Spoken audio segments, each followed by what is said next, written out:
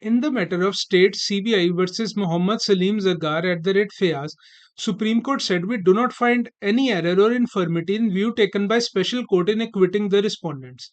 This is not even a case of plausible view. No other view is possible. Consequently, there is no merit in criminal appeal, which was accordingly dismissed.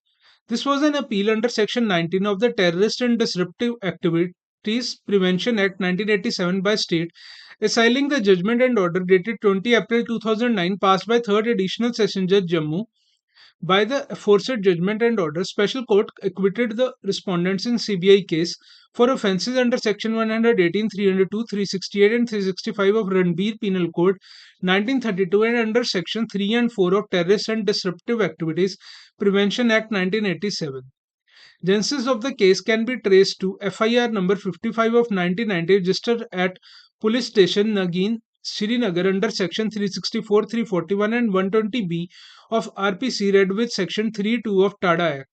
The FIR was lodged on the basis of complaint filed by Shri Ghulam Nabi Dar, a driver of Kashmir University. Informant alleged that on 6 April 1990, at around 4:20 p.m., Dr. Mushirul Haq, Vice Chancellor of Kashmir University, and his personal secretary Abdul Ghani Zargar were kidnapped by armed terrorists from official car outside Sadarbai gate of university.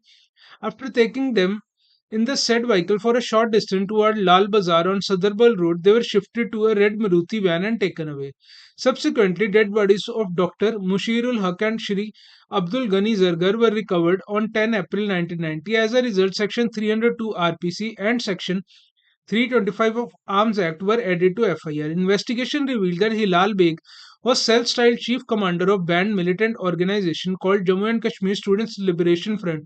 He, along with other members of JKSLF, including accused Javed Shala, Tahir Ahmed Mir, Mushtaq Ahmed Sheikh, Mushtaq Ahmed Khan, Muhammad Hussein Khan, and Muhammad Salim Zargar, entered into conspiracy between 31 March 1990 and 6 April 1990 to kidnap Dr. Mushir al Haq, the Vice Chancellor of Kashmir University, and others to strike terror in minds of public, thereby to compel government to release their associate, that is Nisar Ahmed Jogi, Ghulam Nabi Bhatt, and Fayaz Ahmed Mani.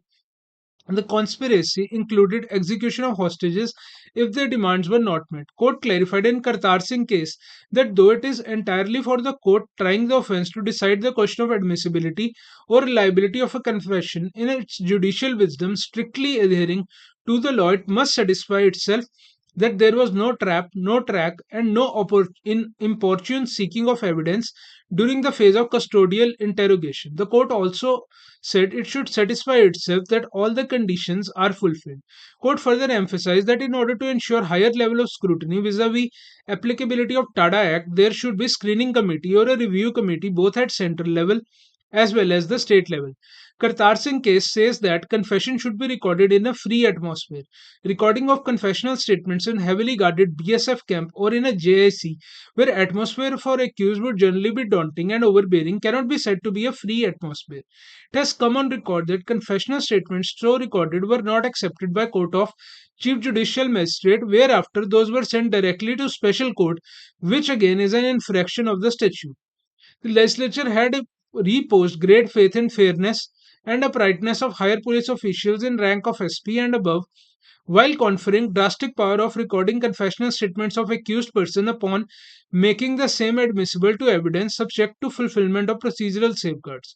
But court said we are afraid in so far present case is concerned, procedural safeguards were given a complete go by. Special court has stopped short of observing that it was a case of abuse of power and authority. It is indeed a sad reflection as to how investigation and trial unfolded in this case with truth and justice, both for the victims and the accused, remained elusive. It is not for nothing that such draconian provisions have since been repealed. We say this and no more.